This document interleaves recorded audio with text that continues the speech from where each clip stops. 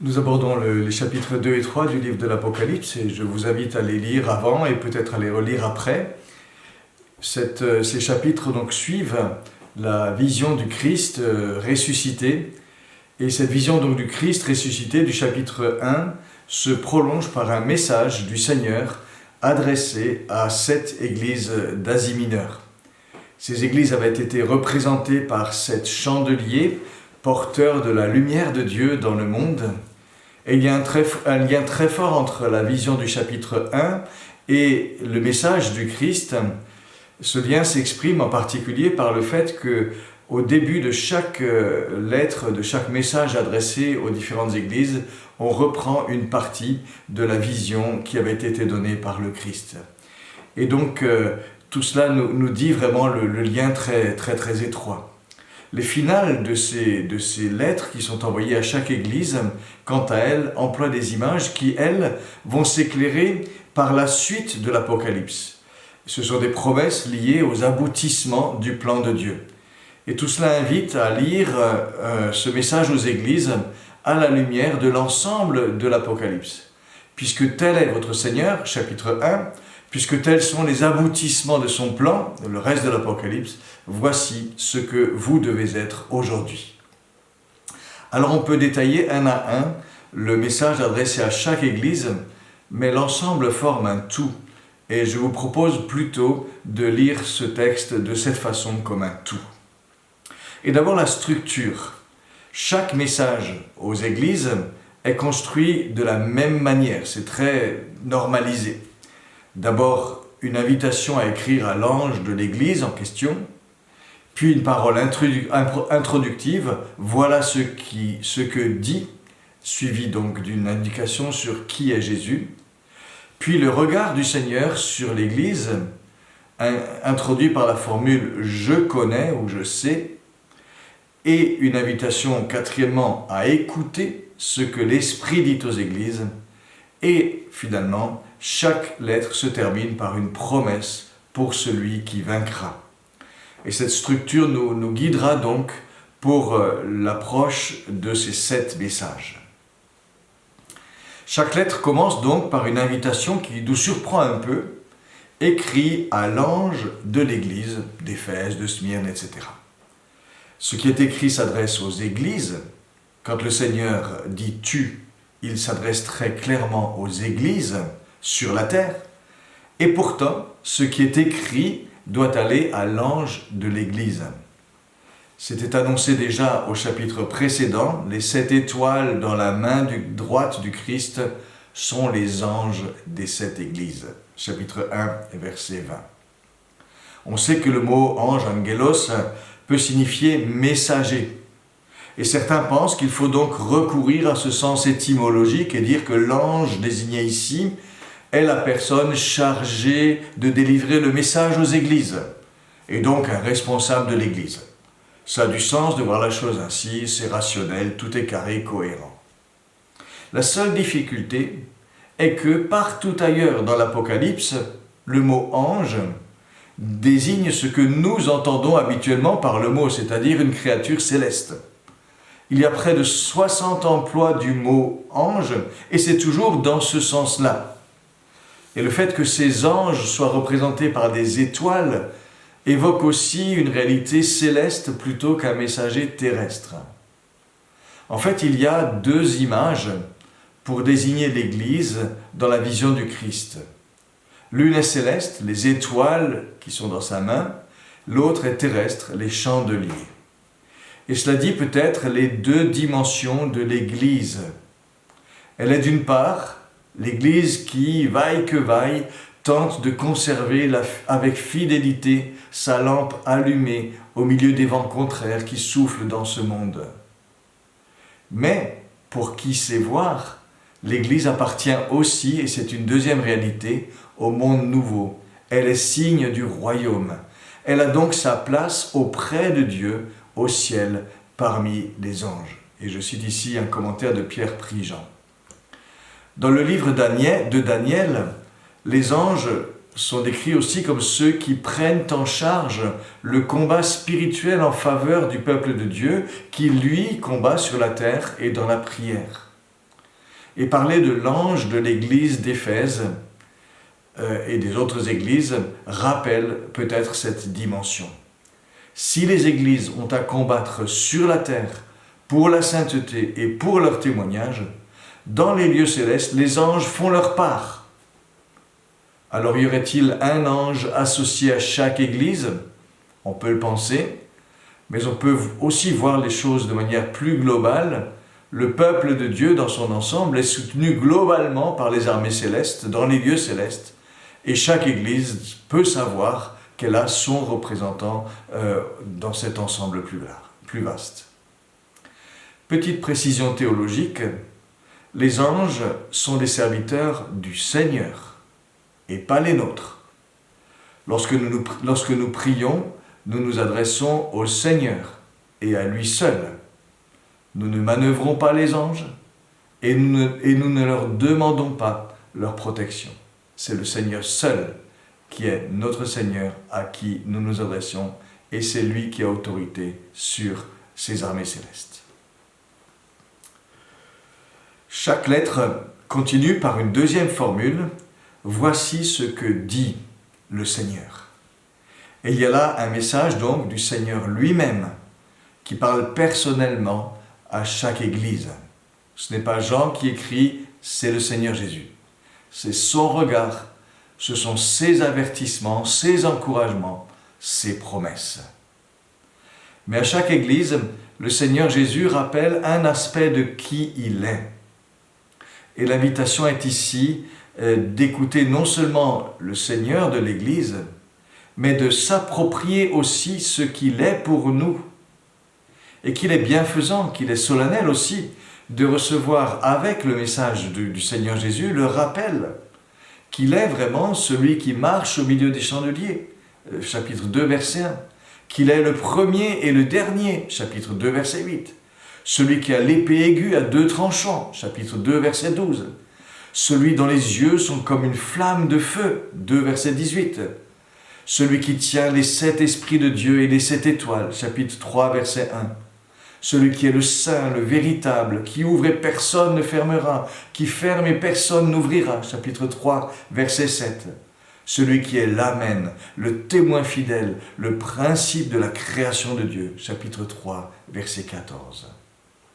Aujourd'hui encore, nous devons nous rappeler de qui est notre Seigneur pour pouvoir vivre dans la confiance, dans l'obéissance et dans l'espérance. Relisons vraiment ce que Jésus dit de lui-même et méditons sur ce que cela peut signifier pour nous. La troisième partie de chaque lettre est la plus importante et elle s'ouvre par l'affirmation du Seigneur « Je connais » ou « Je sais ». Je sais tes œuvres, je sais ta tribulation, je sais ton amour, je sais dans quoi tu vis. Nous avons l'habitude, et c'est presque un réflexe, de recevoir cette expression « je connais » sur un mode encourageant. Le Seigneur sait, le Seigneur connaît, il sait, il comprend ce que nous vivons. Il faut bien nous rendre compte qu'ici, c'est un peu plus exigeant. La connaissance qu'a le Seigneur Jésus est une connaissance qui évalue, qui sonde, qui pèse les comportements et les cœurs, qui reprend aussi lorsqu'il le faut. Elle va plus loin que la connaissance compassionnelle que nous attribuons peut-être un peu trop systématiquement à cette expression « je connais ». Si l'on regarde ce que le Seigneur dit sur l'ensemble des églises, 2 reçoivent un message totalement positif, sans reproche, Smyrne et Philadelphie. 2 sont totalement négatifs, uniquement dans le reproche et l'avertissement, Sardes et Laodicée. Et les 3 autres sont mitigés, avec la reconnaissance de belles qualités, mais aussi des reproches, Éphèse, Pergame, Thyatire. Et je dirais qu'il y a là de quoi nous rendre humbles. Et ton regard sur nous, Seigneur, quel est-il? Sommes-nous conformes à ce que tu veux de nous? La lecture de ces messages aux églises doit nous questionner humblement, honnêtement. Si l'on regarde les situations de ces églises, certaines de ces églises connaissent l'opposition, la persécution. C'est le cas de Smyrne et de Philadelphie. pour qui l'opposition vient d'abord de la communauté juive. Les Juifs avaient un statut particulier dans l'Empire romain, avec certains privilèges qu'ils entendaient préserver, et ils considéraient comme traîtres les Juifs devenus chrétiens, et ne pouvaient pas supporter, approuver que des Juifs et des non-Juifs soient unis dans une même communauté. Et il ne fallait surtout pas que les chrétiens puissent être assimilés à leur communauté qui avait la protection de l'Empire. D'où des calomnies probablement auprès des autorités romaines pour se démarquer. Et Jean appelle ces calomniateurs des gens qui se disent juifs et qui ne le sont pas. Chapitre 2, verset 9. Autrement dit, en s'opposant à l'Évangile, ces Juifs se retranchent eux-mêmes du peuple de Dieu, comme des branches d'olivier qui sont coupées désormais. Ils sont appelés même une synagogue de Satan à 2 reprises. Chapitre 2, verset 9, chapitre 3, verset 9. Dans le sens où ils font l'œuvre du diable. De tels propos sont forts, mais ils désignent ceux qui s'opposent à l'Évangile, et non pas ceux qui cherchent sincèrement. En tout cas, pour les chrétiens de Smyrne, s'ouvrent des temps qui vont être difficiles. Une tribulation de 10 jours, chapitre 2, verset 10, qui pourra aller jusqu'à des martyrs. Sois fidèle jusqu'à la mort, dit le Seigneur. Et il rappelle à cette Église sans grande puissance, mais qui est riche en Christ, qu'il est lui le premier et le dernier, celui qui était mort et qui est revenu à la vie. Chapitre 2, verset 8. Bien des chrétiens sont victimes de calomnies, aujourd'hui encore, accusés de blasphème contre l'islam par exemple, ou même maintenant à propos du Covid-19, comme nous le voyons actuellement, à propos avec la porte ouverte. Sois fidèle, y compris dans de telles situations difficiles. Une autre menace pour les églises est le piège des Nicolaïtes, et cela renverra aussi à la question du culte de l'empereur. Il est question de ces Nicolaïtes à propos de l'église de Pergame, de Thyatire et d'Éphèse. Ce sont des gens, si on essaie de résumer leurs pensées, qui prônent une doctrine de compromis, où l'on peut s'autoriser à participer à des cultes dans les temples romains. On peut s'autoriser à manger des viandes sacrifiées aux idoles et à se livrer même aux excès qui accompagnaient ces repas. Une femme surnommée Jézabel, en référence avec la femme d'Akab, est l'une des égéries de ce mouvement, à Thyatire. Et Jean appelle ces enseignements une doctrine de Balaam, car elle conduit aux mêmes effets que lorsqu'Israël s'était livré à la débauche et à l'idolâtrie avec les filles de Moab sur suggestion de Balaam. C'est rapporté dans Nombre 31. Et c'est en Apocalypse 2,14 qu'il est question de la doctrine de Balaam. Qu'est-ce qui explique ces doctrines des Nicolaïtes et cette manière de faire? En fait, les temples étaient les lieux où se réunissaient les confréries des différentes professions. Des rencontres sociales importantes donc, quand on était artisan ou quand on était employé. Mais ces rencontres sociales, professionnelles, étaient généralement associées au culte des dieux romains, avec les excès qui les accompagnaient. Et on était marginalisé à ne pas y participer. Les Nicolaïtes enseignaient qu'on pouvait y participer malgré tout, sous prétexte que les dieux païens ne sont rien, que les aliments sacrifiés aux idoles ne sont rien, et que le corps n'est rien. Et on se libérait ainsi de la pression sociale et de la marginalisation. Ce mouvement n'était pas récent. À Éphèse déjà, on le connaissait et on l'avait rejeté. Mais face à la pression du culte de l'empereur qui maintenant se dessine et commence à s'imposer, ce raisonnement de compromis ne permettait plus aucune résistance.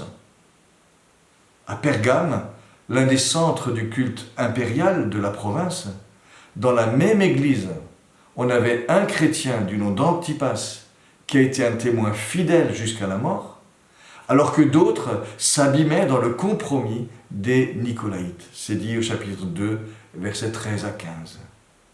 À Thyatire, Jézabel entraîne du monde dans son inconduite, en argumentant probablement que l'Esprit donne la liberté de connaître même les profondeurs de Satan. Chapitre 2, verset 24. On connaît ces profondeurs de Satan par le corps, mais sans en être affecté spirituellement, parce que le corps n'est rien. Le Seigneur est très dur dans son jugement, menaçant de frapper de mort ceux qui suivent cet enseignement. Mais il donne la possibilité de revenir, de se repentir, que ce soit à Pergame ou à Thyatire. On notera aussi que le Seigneur veille à ne pas mettre tous les chrétiens dans le même sac. Il distingue au sein d'une même Église ceux qui sont fidèles et les autres. Avis à ceux qui n'ont que des propos globalisants sur l'infidélité de l'Église et qui ne savent pas voir ce qu'il y a d'authentique, là où il y a du bon. Le Seigneur, lui, sait voir, même à Thyatire, tes œuvres, ton amour, ta foi, ton service, ta persévérance, tes dernières œuvres plus nombreuses que les premières. Chapitre 2, verset 19. Et pour ceux qui dans cette Église tiennent bon avec fidélité, il a cette belle parole. Je ne mets pas sur vous d'autres fardeaux. Ce que vous avez, tenez-le ferme jusqu'à ce que je vienne. Chapitre 2, verset 25. Avis à ceux qui sont tentés de faire sans cesse de la surenchère spirituelle ou de la surenchère légaliste. Mais cette question des Nicolaïtes doit nous rendre attentifs aux compromis que nous faisons avec le mal, pour éviter les pressions, pour être acceptés peut-être par nos collègues ou pour satisfaire nos propres désirs. Il nous faut lutter contre le mal, résister à la tentation avec la force du Seigneur et veiller à rester intègre, à tenir ferme, même si c'est difficile et usant parfois. Et le faire lorsque c'est encore possible, avant les situations d'extrémité, comme celles de persécution qui surviennent pour ces églises dont il est question dans l'Apocalypse. Quel est le regard du Seigneur sur les autres églises? À Éphèse, tout en reconnaissant tes œuvres, ton travail, ta persévérance et la vigilance contre les Nicolaïtes, le Seigneur reproche d'avoir perdu l'amour pour lui. Tu as perdu ton amour premier. Chapitre 2, verset 4. Comment comprendre cette expression? Est-ce la perte de l'amour tout feu, tout flamme du nouveau converti? Mais l'amour est appelé à grandir, à mûrir. Est-ce un manque de renouvellement ou un manque de spontanéité? Mais faut-il absolument et toujours céder au culte de la nouveauté et l'amour se mesure-t-il à la seule spontanéité? L'amour qu'a perdu l'Église d'Éphèse est probablement quelque chose de plus profond. Éphèse est devenue une Église qui roule, qui a ses activités, mais qui, petit à petit, a oublié pour qui elle fait tout cela. L'Église, les chrétiens font des choses, mais ne mettent plus l'amour pour Dieu au centre de leur motivation. Et le Seigneur considère cela comme une chute grave. Souviens-toi d'où tu es tombé. Chapitre 2, verset 4. Agir sans l'amour pour Dieu, sans l'amour pour les autres, c'est tomber bas. Si je n'ai pas l'amour, je suis un airain qui résonne, disait l'apôtre Paul dans 1 Corinthiens 13. Et on imagine combien Jean, l'apôtre de l'amour, a dû souffrir en constatant à Éphèse cette réalité parmi ses frères et sœurs.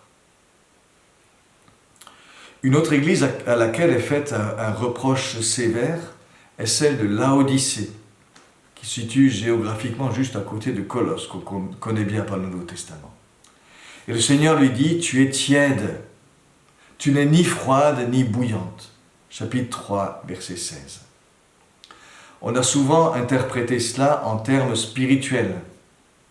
Est bouillant qui est zélé pour le Seigneur, est froid qui est indifférent au Seigneur. Et tiède donc celui qui est entre les deux. Le problème avec cette lecture, c'est qu'elle aboutit à faire l'éloge de l'indifférence spirituelle, puisque, nous dit la lettre, il vaut mieux être froid que tiède. Ou alors qu'elle ferait l'éloge de l'extrémisme, sans nuance, s'il ne compte que ce qui est froid ou ce qui est bouillant. Une meilleure explication est possible si l'on met au centre du sens le dégoût qu'il y a à boire une eau tiède lorsqu'on cherche à se désaltérer. Une eau bien fraîche, ça fait du bien. Un thé à la menthe bien chaud, ça fait du bien, même au Maroc à 40 degrés de température. Mais une eau tiédasse, c'est dégoûtant. Et c'est ce qu'est l'église de Laodicée pour le Seigneur. Et c'est juste cela que veut dire l'image. Et pourquoi fait-elle cet effet? C'est la suite qui le dit. Parce qu'elle se croit riche, magnifique et pourvue de tout, alors qu'elle ne se rend pas compte qu'elle est pauvre, aveugle et nue. Le reproche du Seigneur est ce contraste entre ce qu'elle croit être et ce qu'elle dit être, et sa réalité, sa misère totale aux yeux de Dieu. Et c'est ça ce qui amène le Seigneur à dire « Tu es comme une eau tiède qui dégoûte ». Pour la petite histoire, il y avait 3 villes toutes proches, Hiérapolis, Colosse et Laodicée. À Hiérapolis, il y avait des sources chaudes qui étaient utiles pour le thermalisme et la médecine. À Colosse, il y avait des sources bien fraîches. Mais Laodicée était alimentée par une eau de mauvaise qualité, qui arrivait un peu du sud de la ville, un peu tiède, par un aqueduc, et qui, bu telle qu'elle, était quasi vomitive. L'effet que tu me fais, dit le Seigneur, est le même que cette mauvaise eau qui arrive avec votre aqueduc et qu'il vous faut purifier et mettre au frais pour la consommer. Voilà donc pour Laodicée. Et puis il y a une église dont le bilan est terrible. C'est celle de Sardes, chapitre 3, les premiers versets. Tu as le renom d'être vivant et tu es mort. On ne sait rien de cette église, ni comment, ni pourquoi elle en est arrivée là. Le message du Seigneur l'invite à se souvenir de l'évangile qu'elle a entendu et reçu et à se repentir pour que le jour du Seigneur ne vienne pas la surprendre. Mais il y a là un bilan sévère. Mais ce bilan laisse place au retour toujours possible. Dans sa forme, ce message à l'église de Sardes joue autour de l'idée du nom. Tu as le nom ou le renom d'être vivant et tu es mort. Autrement dit, un nom bien illusoire et qui nous rappelle qu'aucune étiquette ne nous protège jamais. Mais tu as quelques noms, est-il dit au verset 4, qui n'ont pas souillé leurs vêtements. Et ces quelques personnes, ces quelques noms font contraste avec la renommée illusoire de l'Église. Mais celui qui vaincra, continue le Seigneur, je n'effacerai pas son nom du livre de vie. Au contraire, je confesserai son nom devant mon Père. Au verset 5. L'identité, l'appartenance et la renommée qui tiennent, seront données par le Seigneur et pour toujours à celui qui vaincra. Petite note à bien relever, je n'effacerai pas son nom du livre de vie, ne veut pas dire que certains ont pu figurer sur ce livre pour être ensuite gommés. C'est ici une promesse positive faite à celui qui vaincra. Il sait qu'il y figurera pour toujours, le Seigneur s'y engage. Et puis, il y a une église solide et stable, à laquelle le Seigneur fait de belles promesses d'avenir. C'est celle de Philadelphie, chapitre 3, versets 7 et suivants. Le Seigneur se présente en des termes très élevés, le Saint, qui est l'appellation du Seigneur, de Yahvé lui-même, chez Isaïe, le Saint, ainsi parle le Saint, le véritable, ce qui signifie le Dieu véritable, celui qui a la clé de David, le roi Messie, descendant de David, qui a une pleine autorité. Et c'est lui qui va ouvrir une porte pour cette église, une porte que nul ne peut fermer. Quelle est cette porte? C'est certainement la porte du royaume de Dieu, si l'on pense à ce que signifie la clé de David. Mais la lettre parle aussi des gens de la synagogue, qui seront donnés à cette petite église sans puissance, mais fidèle. Chapitre 3, verset 9. Et on pense ici alors plutôt à une opportunité de témoignage auprès des Juifs nombreux dans la ville. La plupart des Juifs pourtant s'opposent à l'Évangile. C'est pourquoi ils sont appelés une synagogue de Satan. Eh bien, nous dit ce texte, ils viendront se prosterner à tes pieds, chapitre 3, verset 9. Et Jean reprend ici ce qu'Ésaïe annonçait pour les ennemis de Jérusalem lors de son relèvement, en Ésaïe 60, verset 14. Les rôles sont ici inversés, et les Juifs infidèles sont identifiés aux ennemis qui se prosterneront devant Jérusalem restaurée, comme le disait Ésaïe au chapitre 60. Et ce retour où ils se prosterneront devant toi peut signifier soit leur conversion à Jésus-Christ, soit leur soumission au jugement définitif de Dieu, lorsqu'ils se découvriront écartés du vrai peuple de Dieu. Il n'y a pas de contradiction dans ce renversement des rôles, car déjà dans Ésaïe, l'appartenance à la Jérusalem nouvelle ne concerne que ceux qui, juifs ou païens, s'attachent à l'Éternel. C'est dit dans les premiers versets du chapitre 56. C'est là le vrai peuple de Dieu. L'appartenance à la nouvelle Jérusalem est encore mentionnée dans la promesse faite à celui qui vaincra. À cette petite église qui a gardé la persévérance, le Seigneur dessine les perspectives de la nouvelle Jérusalem. C'est magnifique. Une expression de cette lettre à l'église de Philadelphie suscite de nombreux débats. C'est au verset 10, « Je te garderai de l'heure de la tribulation qui va venir sur le monde entier pour éprouver les habitants de la terre. » Que veut dire « garder de » ?